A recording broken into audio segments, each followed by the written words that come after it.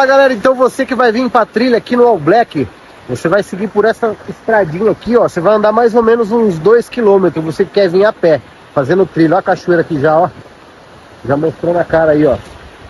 E também dá pra vir de carro. Você que vai vir de carro, você vai vir pelo outro lado, você vai vir por aqui, ó. Ó. Aí você deixa o carro parado aqui, ó. Vou mostrar pra vocês aqui como é que é. A hora que você encontrar a placa do Aras, você vai entrar nela aqui, ó.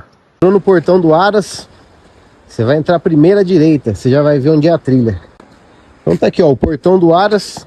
Você vai seguir essa trilha aqui à direita, ó, e vai embora. É pertinho, uns 500 metros você já vai chegar na cachoeira.